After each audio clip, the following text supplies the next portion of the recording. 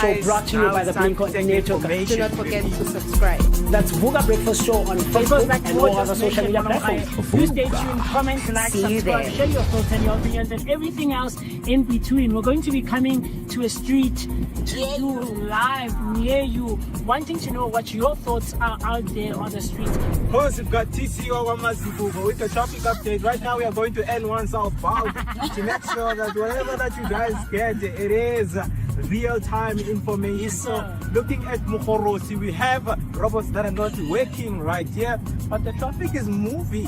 We're going to look at when is your rush hour time, when people are from the work, from school, yes, right? Sir. Yes, We're going to give you your daily update. So do make sure that you stay with us. Mobile Vuga Breakfast Yes, Show.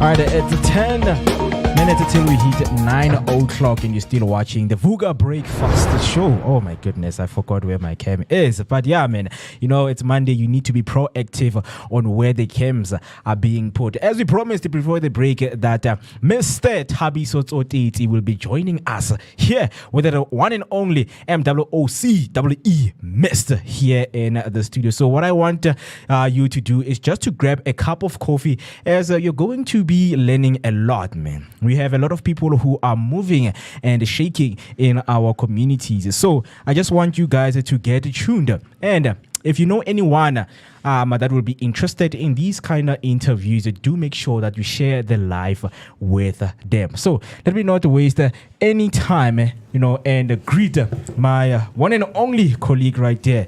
Good morning, Musi Miss, man. How are you doing this morning? Hey, Mr. Mo, how's it going, my brother? Man, I am good. Looking forward to today's day, man. Yes, sir. It's all about Monday motivation. And of course, Mondays are always and full of Monday blues. We are down. We need something that can motivate us, to become better versions of ourselves. Yes. So yeah, that is how I am doing, man. I am actually waiting for something that is going to juice me up for this week. And how about you, man? Look, Mo, man, unfortunately, this Monday morning is not such a great one because we're experiencing very cold and rainy weather. But outside of that, you know that we bring you the best and most relevant stuff right here on #Vuga Breakfast Show. Good morning. To what promises to be your favorite rendezvous every weekday morning, Monday to Friday, right here on Vuga Breakfast Show, where we will always be taking such good care of you. And as a ritual, every Monday morning we bring you relevant people and great people, amazing people who are doing such amazing stuff in our communities, and I can't wait to get into the conversation this morning. The mover and shaker for this week, for this Monday morning, is the one and only Thabiso Tsotetsi. Am I saying that correctly, my brother? Yeah. Yes sir. So we will be getting into the story of who he is, where he comes from, what is some of the things that he's doing for the community, and what we can possibly look forward to in the near coming future. So I can't wait to get to that. So with all of that being said, do engage with us, do connect with us, and of course, if there are any questions, opinions, queries, and anything that you would love to know from Thabiso, engage with us across all our social media platforms. We go by #Vuga Breakfast Show. So that's Vuga Breakfast Show on Facebook and all other social media platforms. Without further ado, let's get right into it. Welcome once again, Thabiso. Thank you, my brother. Thanks for having me. We really appreciate you taking your time to come and hang out with us, and spend time with us and get to know who you are as Thabiso Tsotetsi. Yes, sir. So, without further ado, let's jump straight in. Thabiso Kemanyi, where are you from, and where did you grow up, and how was life when you were growing up, from wherever you grew up from? Sure, tough one, eh? Yes, sir. Anyway, my name is Thabiso Tsotetsi, originally from Soweto. So I'm born and raised in Soweto. Yes, sir. I was born Goshawela. Oh, really? Obviously, yeah. Then my parents moved to Proteas Lane. Under difficult circumstances, I must say. Obviously, for the lack of a better word, we were evicted of the house. Oh, I see. And obviously, there were challenges growing up. Then we moved to Goshawela. And then obviously, from Proteas Lane, I'm from a family of 3. There's only two of us left. My sister is late. Oh, I see. Went to school. I think my first year was in Soweto, but I didn't last long. Fortunately, things looked bright for my dad, and obviously then I moved to what we call maturational school. Oh, I see. And yeah, I finished my high school or my primary school in Winchester Ridge Primary School. Then went to Forest High. Yeah, that's pretty much, at high level how I basically grew up. Yeah. And maybe I could add as well, obviously I studied zoology. I went to varsity, I studied zoology. Really? Yeah. Very interesting. You're the first person actually who I've ever come across who studied zoology. Yeah. Obviously at the time it was known as nature conservation. I see. And obviously then after graduating, I was fortunate. I got a job in the United States. And then I moved to work for Disneyland in California. And then within a year I did well. Then I moved to Disney World in Florida. I see. So yeah, I mean that's just pretty me in a nutshell. Then obviously I came back to South Africa and I did some odd jobs there and there. But yeah, that's just me at a high level. Already I can't tell it to you too much that from the 2 seconds that you've shared, from the little that you've shared, it seems like you've led such an interesting life from growing up Koshawela to going to Protea and eventually finding yourself in Disney World 100%. and in Disneyland. Such amazing stuff. I always find and I always share with the team here in studio that I always find people's stories very interesting as to where they come from and how they got to where they are now. Yeah. It's very fascinating to me, and it gives us quite a bit of an insight into who the person is. So with all of these things being said, you moved from Shawela to Protea, eventually found yourself going to a multiracial school. Correct. What are some of the values that now your parents are instilling in you as kids, as siblings, Lily? Because you said you guys you grew up as 3 siblings, but your sister is late now. So what are some of the values that you guys are being given and being taught?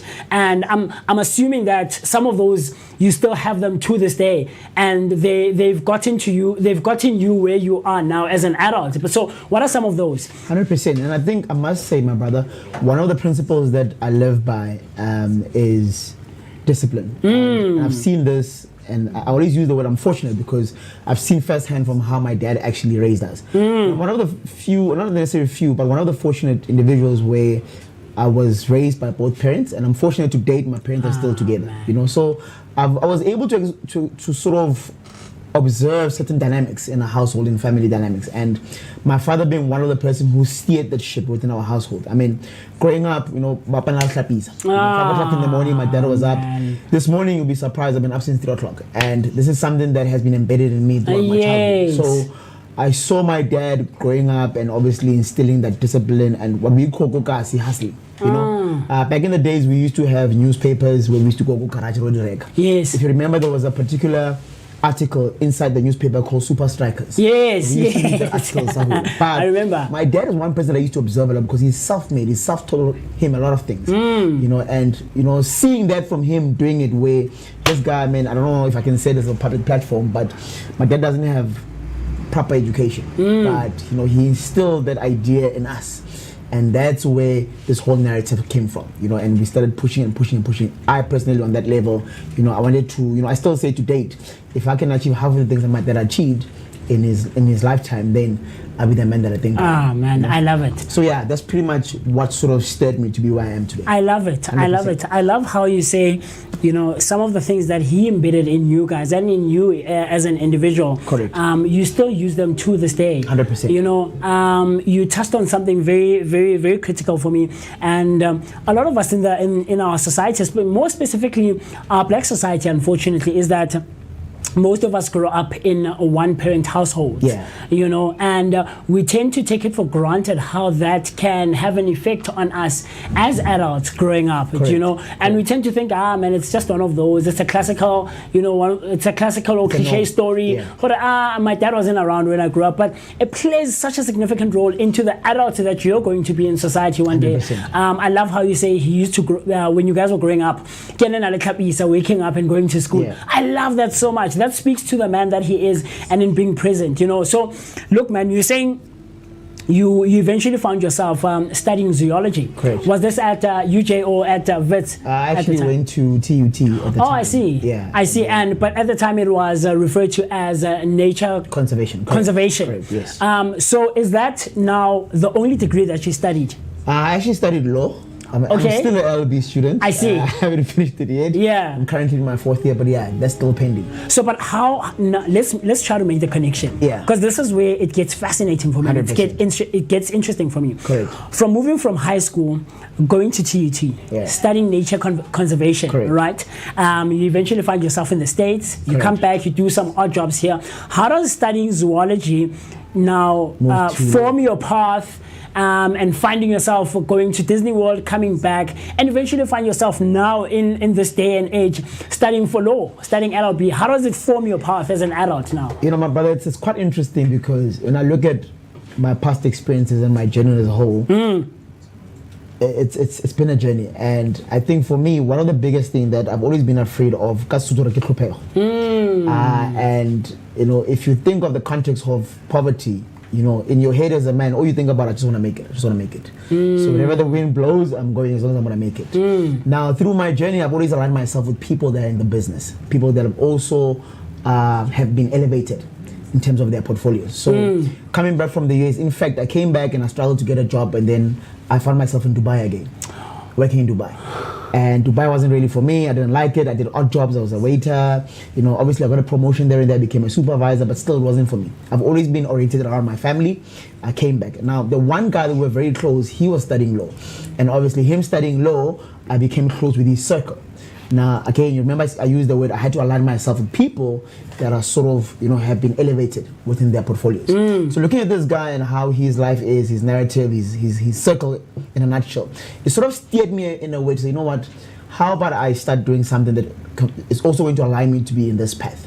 At the time, I used to watch that series called Suits. You know, if you know Suits, yeah, you know Harvey Specter. And in my head, I was like, you know what, I want to be this man. And Meghan Markle. Yes, I want to be this man. And being that man means, dog, you do whatever it takes. Yes. And so for me, that's sort of where the ship was steering a bit. You know, I still love the conservation. I still do even to date.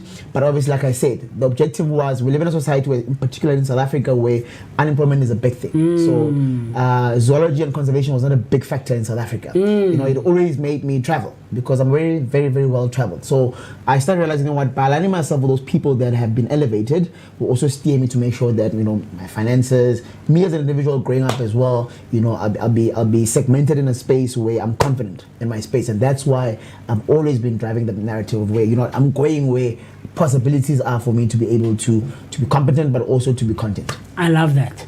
And I love how you make the connection with Harvey Specter and how 100%. you know that series motivated you as well. Harvey is a cutthroat guy, man. Yeah. I watched that series from the first episode to the last, and it's crazy, man. It's crazy. And now the new one has come out, Suits LA. Yes. I don't know if you're following that. I love it. Yeah. So tell me, man, you loved conservation at the time, Correct. and it wasn't a huge thing.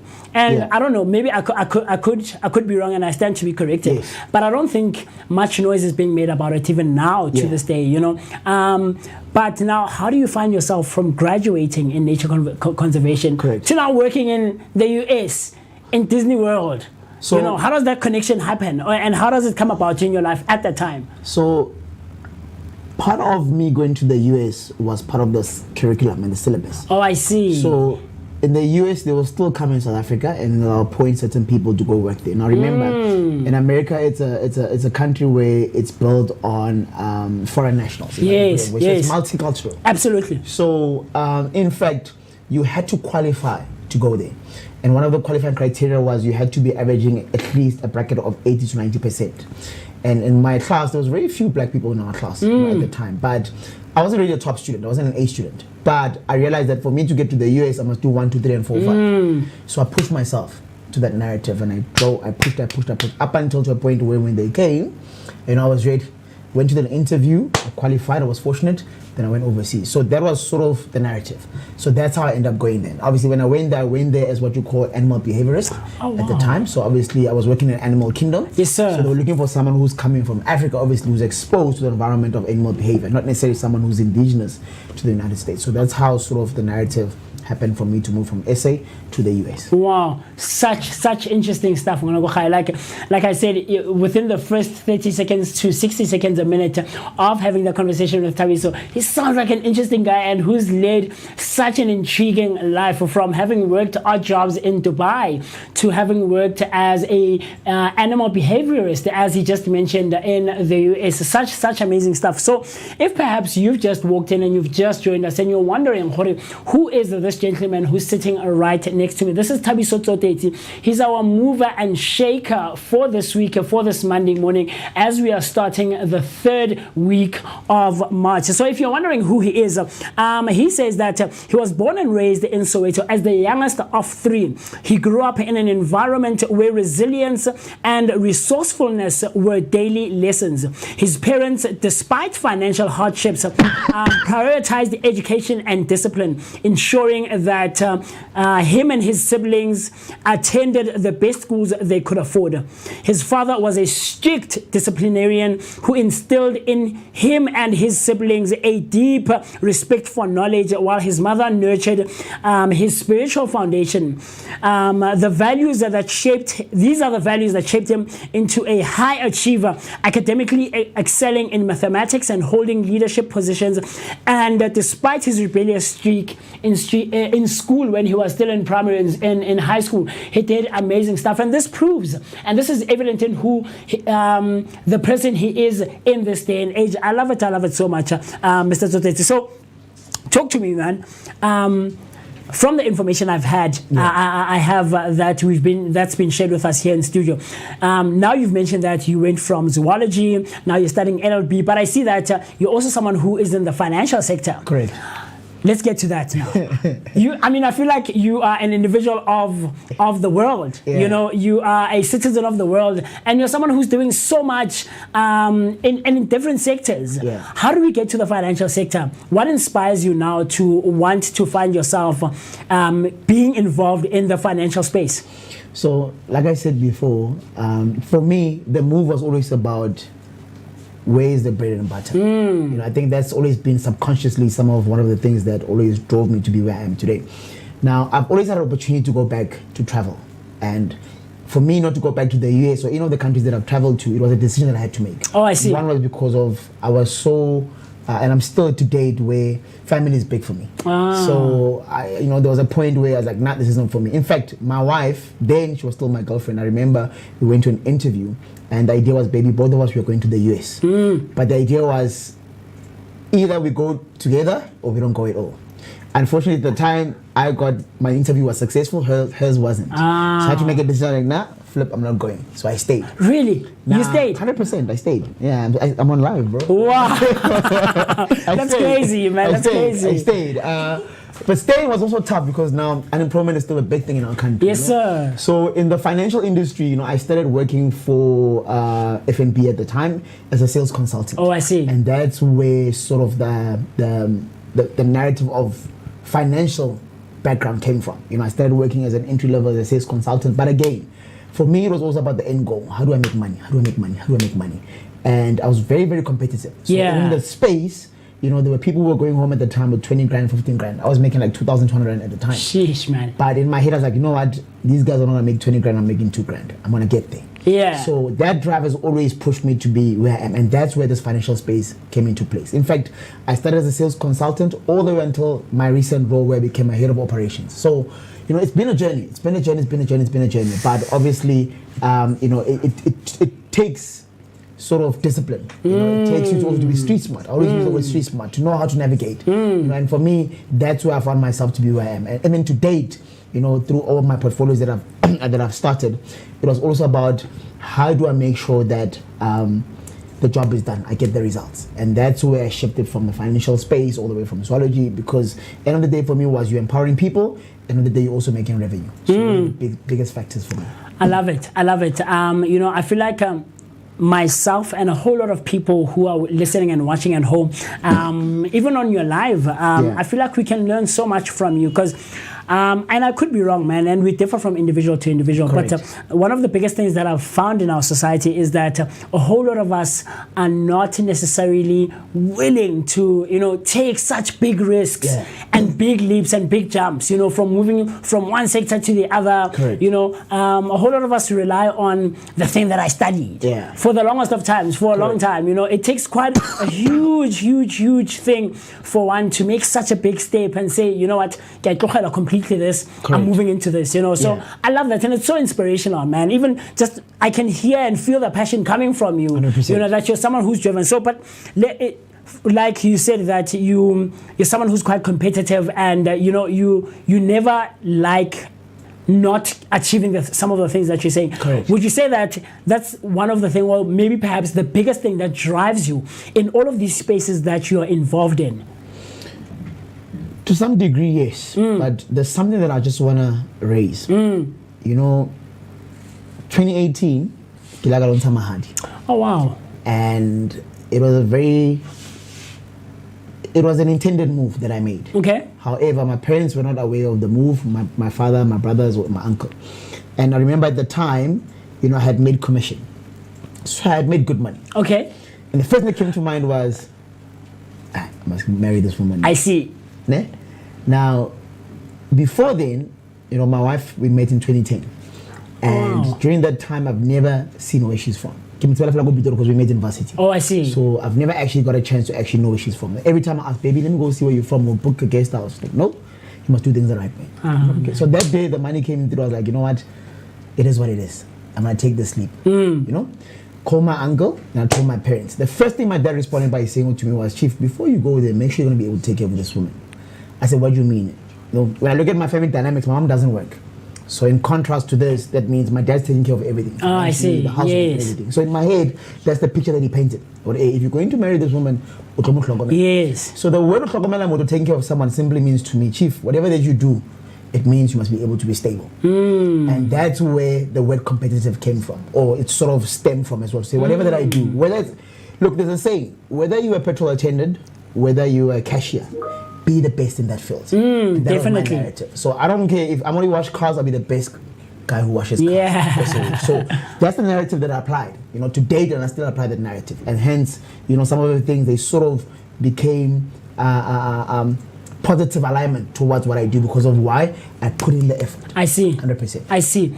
I love that. I love how you use the word effort. Correct. For me, and I also share the same sentiment in what you're saying, in saying that in whatever field you're involved in, correct, in whatever space that you're working in, and you're trying to make means in, effort speaks a whole lot for me personally. Without effort, man, for me, it stems or it speaks to not necessarily being that interested. You're doing it, yes, you're there, you're involved, but it's not really like a driving force for you. So I love how you use effort, and congratulations, Gahonta Mahadi. So I'm assuming you had moved out of the 2,000, the $2,000 bracket. I love that.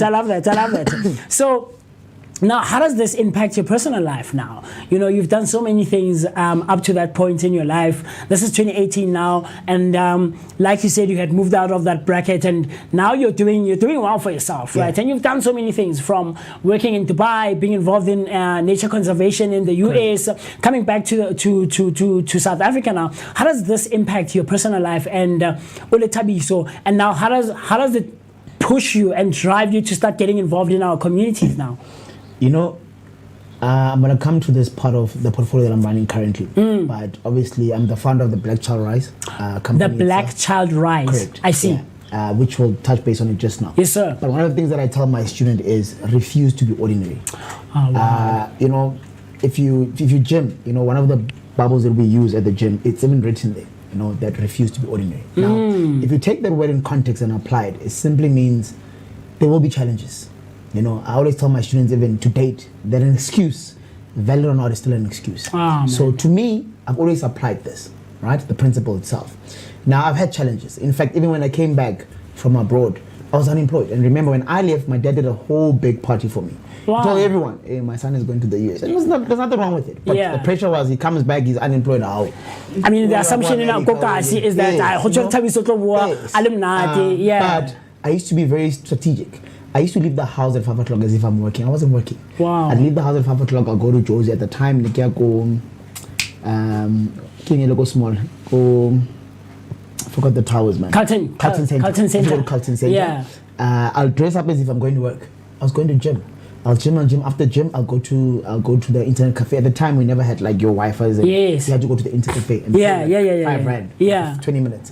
I'll spend my day there. I'll apply. Then I'll spend my day on Facebook. Later at 4 o'clock, I'll do the same thing. I'll go back to the gym. 6 o'clock, I take a shower. I dress formally as if I'm coming back from work. Yeah. I did that for a good 3 to 6 months. Wow. That time I wasn't working. But I wanted to create the narrative. And there's nothing happening. Because I knew I'm going to succumb to that. Absolutely. Mindset. Absolutely. What happened, you know? So I've always wanted to make sure that I make it, no matter the cost. There's a guy, he's late now. His name was Dr. Coops. Back in the days, he used to drive your Golf R32 at the time. He was one of those guys, Yes. And I approached him one day. I said, Chief, how do I do it? He's like, go to school. I said, okay, what do you mean by this? Like, no, just get the job done. So it always been instilled in me, now, you know what? I don't want to be that guy who just praises someone. I want to be that guy that you praise. So that's where the narrative of starting to drive. So challenges have always been there. But obviously, for me, it was irrespective of the challenges I'm going to face. Just make sure that I deliver. I love that.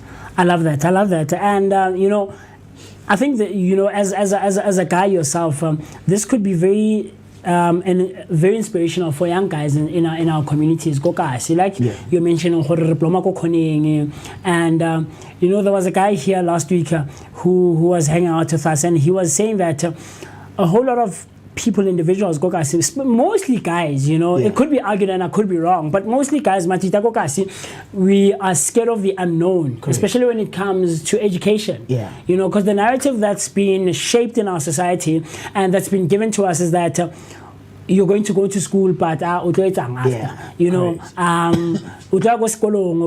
chances are you're not going to work in that field, or you're not going to find the job in that field. And so, some of the things that you're saying, I feel like they could be very inspirational. Correct. And they could motivate someone who's scared and who's skeptical about going to school and studying for whatever they want to study, and taking that leap of faith and that risk. Correct. And I love that so much. So you spoke about BlackChild Rise. Correct. Let's get into that. What is that? How does Thabiso now get to the decision of saying, I want to start this thing and I'm going to call it BlackChild Rise? What is it about, and how does it impact the community in general? So I've always been someone, and again, this is something that I've seen from my dad. When my sister was around, she used to have friends that they'll run away from home, whatever the case might be, and they'll end up living with us. Wow. So when I recall growing up, yes, I'll call them sisters, but I had so many sisters that I don't even know of. Yeah. Now they don't come anymore, but the point was there was a time when, even to date, I've got my brother's stepson. My dad has taken him in. Wow. That he's taking care of. So it has always been something that I've also, there's a thing saying about a monkey see, monkey do. Yeah. Not in a literal sense, but obviously, I've channeled those certain characters that I've learned from my father. Now, I used to help a lot, I'll go to Alex, I still do to date, we'll give groceries, we'll help with our mentorship programs and so forth and so forth. But generally it was just me going. So in my estate, it's good because even before when BlackChild was registered, they knew me as whenever there's something that is old or food, they say, Papi, hey, that's my other name. Papi is the guy who does all the stuff to help people. Man, I love it. Now, last year, there was a lady, or her daughter was raped in Alex Koskolo. Oh, wow. It went viral, it was only on the news.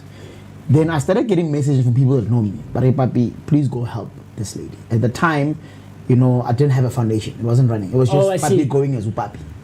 And I went. I started investing to a point where it even came to a point where my wife and I, we had a sort of, because I had invested all. I was even planning to get that girl out of that school, give me some material schools. Like, nothing was happening. So, in a nutshell, I was like, let me just formulate this thing as a brand, because people already referred me as a BlackChild. The word BlackChild simply means, you know, you always drive the narrative of empowering the black child because you are a black person in any case, you know. So like, you know what, since this thing has been there, hence the word black child, you need to rise, meaning be empowered, be elevated. Then last year, that's when then I then got into making the company or the brand itself formally registered. And that's how sort of BlackChild was formed. But even before then, you know, the practice was already there. You know, I was already doing it. You know, I was already assisting people in the communities and empowering. Currently, there's a guy that I'm helping, and even in the process that I'm in now, because I'm in the process of writing a book. One of the guy, he's a guy that I trained him for my Ari, which I'll explain what it means. Yes, sir. And then I hired him under my umbrella, and I also got him another job. So it's, you know, one of the things that I said to him, I said, Chief, my goal is to get you out of Alex, and I'm hoping that by this year I want to get you out of Alex. So it's part of this thing of Pumekas initiative. To say, when you get a chance, align yourself with the right people, and you will see you'll be able to sort of grow yourself in that space. Wow. I love it. Align yourself with the right people. Correct. Such inspirational work that Papi is doing. Like you mentioned, Thabiso Tsotetsi, a mover and a shaker in his community. And not just from where he grew up, man. He's trying to take this as far and as wide and spread it as far and as wide as he can. Puma Ekasi, you know, is one of the things that drive him and drive the work that he does with BlackChild Rise.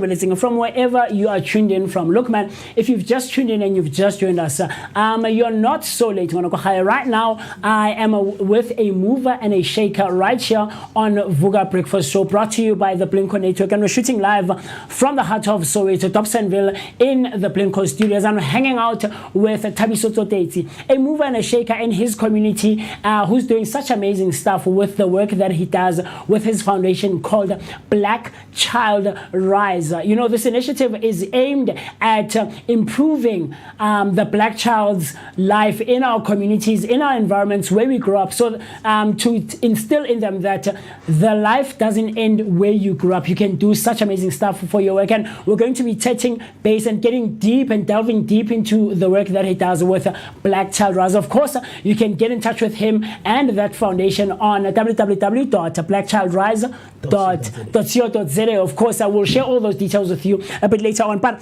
if, of course, you're also wondering who Thabiso is, he says that his journey into the professional world has been anything but conventional. With a degree in nature conservation and zoology, he was selected as the only student from the university to work at Disneyland in California, later earning a promotion to Disney World in Florida. Seizing every opportunity, he completed Harvard University short courses in advanced English and business leadership. He says that my international exposure extended to Dubai, where I started as a waiter and quickly rose to a supervisory role, followed by a stint on cruise ships.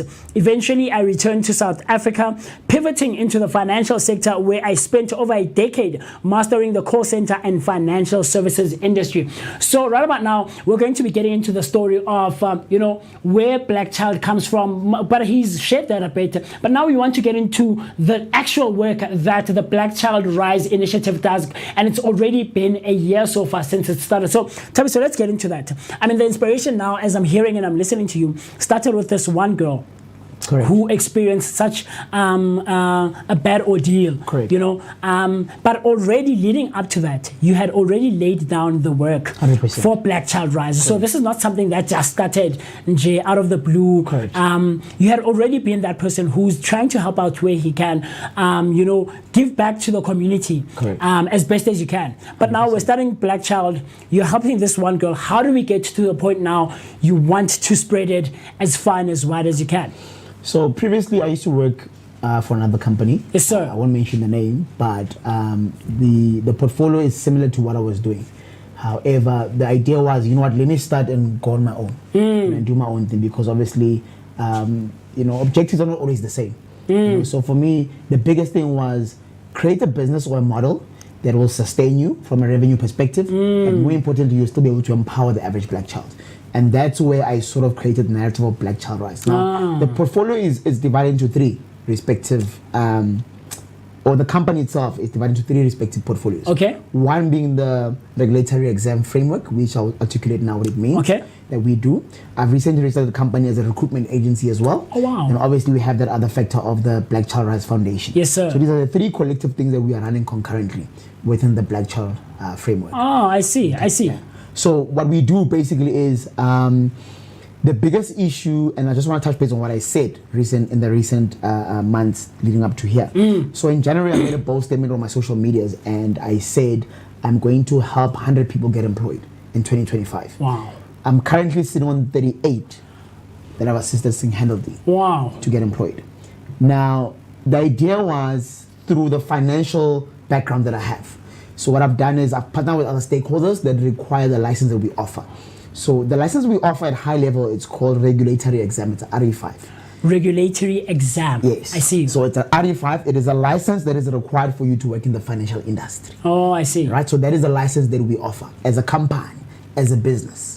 Now, what we've done is we know companies, which I can mention because we're already in partnership with them. The likes of Metropolitan, your Outsurance, your Telesure, and so forth. Your Old Mutual, your Liberty. They require you to have this license. So you having this license means you are competent. You know the law. So opt to hire you over someone who doesn't have this license. So it's easier for students who come through our channel when we're done with the program or they're done with the training. Our exit strategy will be then to say, hey, don't worry, we are going to assist you to get employed. Then we partner with those companies. Those companies, they'll say, Papi, what do you have for me? These are the requirements that we have. Then I'm able to source it from internal students that have enrolled with us. So what we've done in the last 2 months, I went on my social platforms. It's easy for me to assist someone who already has the regulatory exam because we partner with those companies. We don't charge anyone for it, we just assist them. So that's why the statement came from to say, it's not guaranteed, but it's almost guaranteed for me to be able to place people because why? I know companies that require the license. So objective is still 100 for 2025. We're currently sitting on 38. Sheesh. Like, that's such amazing stuff, man, that you're doing. 38 already within 3 months. 100%. That's almost 40. And we're about, 62 away from reaching our goal. Correct. So we have the RE, which is the regulatory exam. Correct. We have the business recruitment. Correct. And then we have the actual foundation 100%. we're giving back to our communities. It's piquing something and it's sparking something in my mind. When the students come through the RE, right? Yes. And they acquire this license that grants them to be competent, or that makes them competent to be hired in all of these stakeholders and partnerships that you've made with these big companies in the country, right? Can now one move from RE and be placed into the recruitment section or the recruitment thing in the company now? Now that you've acquired this license, you are eligible to be recruited from the businesses and the stakeholders that we partner with as BlackChild Rise. Yes. So remember, and this is what I normally say, especially on social platforms. When students make an investment or they pay for the training, they only pay us to facilitate the regulatory exam. The issue of us getting them jobs is us going an extra mile. It is not included in their contract, or it's not an agreement between what you are paying for. Oh, wow. This is us saying, don't worry, you paid for this. But because here's the thing, it's like going to school and getting a degree, but you don't know what you're going to do with it. Yes. If you ask me how I was able to get some of the jobs that I got, when I was in varsity in my third year, I already knew someone who's already working in that field. Oh, wow. Do you understand? Yeah. The reason why I chose to go and study law, my friend already owns a law firm. So I already knew, okay, when I'm finished with this degree, I'm coming to you. These are the possible, outcomes would be when I have a degree. The gap is people go to school, they graduate, and they don't know what they. That's why there's perception of, why are you going to go and get your degree? Because people don't know to go yet and after. So we are closing that gap. And we become mediators of that, if you want to call it that, to say, don't worry, once you have your license, we know which companies require, because students actually come to your class, they want to obtain the license, they don't even know where they're going to work. They don't even know which companies require this license. So the foundation, it's an alignment with what we do. So what we do is, when students pay for a certain fee, or they pay for the course, there's a certain amount that we take from your registration, that we inject into the foundation. So when we go to schools, we do empowerment. So what we do in schools, we do sanitary pads drive for the young girls. We do empowerment for the young boys as well. So obviously you can't go to school empty-handed. So for example, Kosoweto, we've had statistics last year, some matric. Some schools are averaging 75%, 80% on matric pass rate. So our initiatives will say to you, school XYZ will come and assist you. This is how we're going to do it. The teachers will give us a list of all the students that are giving them problems, who are not giving them the average they're looking for. I see. Our objective then is to say, Mama, you've got Thabiso Tsotetsi, Lepalesa, no problem. Palisa's averaging 50%. Free of charge. We don't charge anyone. We'll go and make sure that Palisa gets the required assistance. For example, I got A for maths. So I'm using my skill, or my skill, I should call it skill rather, for free. To say, okay, fine, you've got students in your class, 5 of them are bad in maths, but listen, I'll work with them. Do you understand? Because if we increase the average, it increase the school's average. Yes. Everyone wins. So that's part of the collective initiative that we are doing when we do our programs with the schools as well, through our NPO. And I love how, how it's making sense in my mind, starting from that level of high school. Correct. This is something that trickles down from the workforce. Correct. Now, if you are finding someone like Thabiso who has a BlackChild Rise, correct, working with not at a foundation but at a high school level, correct, improve and do well there. Moving into varsity, it means you can also do such amazing work, and then when you eventually get into the workforce, you are someone who's competent because it started from such as a low level at high school, right? Mm-hmm. Rather than finding it and you're still struggling with math, like you just made, you made the example. So I love it. So look, man, it sounds like you're doing such amazing work, and I feel like it's a lot, right?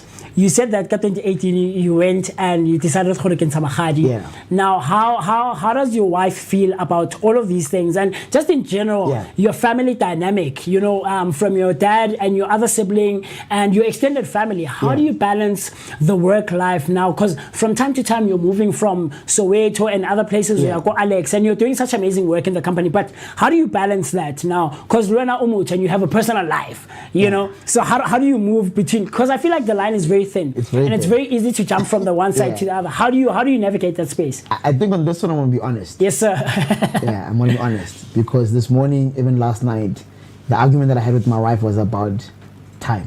I see. So I'm not gonna sit here and be like, nah, I got this in order. Nah. I'm struggling. I see. I'm struggling because, there's a fine line between passion and just doing the work. And once you are passionate about something, you end up forgetting about everything else. You're only focusing on that particular subject. I remember when the incident happened, when I found out about the girl who was raped by Alex. Yes. Alex can be dangerous, and I'm not from there. But at the time when I was so consumed with what I was doing, I didn't care whether it's 8 o'clock, it's 10 o'clock, it's at any given time they'll text me, I'll jump, I'll go. And I realized that it was also creating a gap in my marriage as well, because to some degree your wife will feel neglected. So I must say I'm still struggling to try and balance the two, because think about it, I've been up since 3 o'clock. Wow. I had to do what I had to do. 5 o'clock I was in the gym this morning. I left the house. My wife texted me around past 7 on my way here. She asked me, what time are you coming back? I said, baby, I don't know. Because from here I'm going to go to Funda. From Funda I'm going to go do this, I'm going to do this, I'm going to do that. Yeah. So I don't know. But I know by 7:30 I'll be home. Because at 5 o'clock I'll be in the gym again. And then 7:30 I need to be home. So it's a challenge, but it's a work in progress. Obviously we do spend time once in a while. We go on vacation, we do this, but with women, it's not about where you take me and what you buy me. It's about the actual time that you spend with me. So what I've done also to mediate the issue is to try and put my wife in what I do as well. So every now and then I'll also go with her, so that but also it's not really her dream. So we don't expect it to always be there. Yeah. But like I said, in a nutshell, I'm struggling, but I'm getting there. I love it. Step by step. I love it. I love how that you're taking it a day at a time. You're taking it a day at a time, and the most that we can do as individuals in the society is try. Really, Last 2 questions, and then I have to let you go. Sure. I don't want to keep you for too long. Correct. With all of the things that you've achieved, the lessons and all of these things, what are some of the lessons that you've learned now? That you can say, these are some of the things I've come across, I've learned this, and I feel this could work for someone else. Okay. Can I just say this before I answer your question? Yes, sir, absolutely. I forgot to mention this. So currently, through our initiative under the BlackChild umbrella, we've partnered with Funda Center. Okay. Right? So Funda Center is a Funda Center community in Deep Kloof. Yes, sir. They are willing to invest 50,000 rand, right, to empower the black child. So what does that mean? They've got a program called HPO, Health Promotion Officer. Health Promotion Officer. Correct. I so see. They're willing to invest on 2 students. Can be from Soweto, obviously preference will go to Soweto, but can be anyone. Right? They're willing to invest 50,000 rand for boy and a girl, so it's 25 each. Okay. who are willing to undergo through this course. Remember, the objective under the Black Child umbrella is to empower the Black child. So they also jumped on an initiative of getting to 100 people employed. So the students will go through this training. It takes a year with them. It's a bit longer than ours. After a year, they'll also have their own exit strategies where they're able to place you with other institutions once you've done with your license, right? There's also another initiative under Funda. It's called, it's a fashion. I just forgot the actual name of the company, but it's also under Funda. They've invested 16,400 Rand, right? Wow. The 16,400 Rand is for 2 students as well, okay, who will be going under fashion. Yes, sir. Then when you're done with their training, I think it's about plus minus 6 months. I'm not sure of the duration. After 6 months, when you're done with that program, then they'll assist you either become an entrepreneur or they'll place you in the respective areas, but they can speak on their behalf. I've also invested 12,500 Rand into the program as well for the current intake, where 5 people will be going in for free. Now, in order for anyone to apply for this, they'll have to go to my socials, particularly TikTok, post a video under minutes just to say why should we appoint you. Oh, I see. Then that's how our selection will be. Okay. I don't know if that's okay for you. I hear you. Just to go back to your question then, you just reiterate the question again for me. Some of the lessons that you've learned. Some of the lessons that you've learned throughout the years with all of the things that you've been involved in. I think the biggest lesson for me, my brother, is the word street smart, we take it for granted. Yes. I just want to share something quickly. I've recently invested 3,500 Rand into a gym membership. That's the most expensive gym you can pay in South Africa. Yes. Right? It's called Virgin Active Collection. Okay. Now, I sat down and I thought about it. I said, okay, 3.5 grand is a lot of money. On Vitality, it's a bit cheaper because I'll be paying like 1.7. Okay. Right? Now, if you think about it, Virgin Active Collection means there's only selective people who gym there. So we talk about your CEOs, your corporate people, your politicians, they all go hide themselves there. So the strategic move, I go there around 4 o'clock, 3 o'clock. In the morning? No, in the afternoon. Oh, I see. I park my car there, go basement, and I watch who's parking. I don't want to give away my strategy, but that's basically what I do. Yeah. The idea is, remember I've used the word align yourself with the right people. Relevant people. So when you go to the gym, it's not just about going and taking content. You know who's there is your CEO. It's like what I do normally. If I go for breakfast, I eat at specific restaurants. Like also I'll go Villa Guys, but I'll go at particular times. Yeah. Because why? Who do you find go Villa Guys? You're going to find your tourists. Yeah. And tourists are into empowerment and investing and doing that. Yeah. So I strategically position myself in areas where I know it's going to be able to empower me as well. Obviously, assist me with my own personal portfolios that I'm running. So, to answer your question in a nutshell, how has this helped me? It has helped me to sort of shape myself in different ways. That's why even when I talk to a person, I don't just talk for the sake of talking. Yes, I gauge. I observe the environment that I'm in. Yeah. And one of the things that I've learned in business is you can't be a shy person in business. Yeah. If you want something to be done, you must initiate it. You gotta be proactive. That's why everywhere I go, you saw right now, I'm always ready. My banner is ready. Yeah. When I walked in, I was wearing a different t-shirt. And I realized the room, I was like, hey, let me go change this t-shirt. Yeah. So you gotta always be ready for every environment that you go to. I love it. I love it.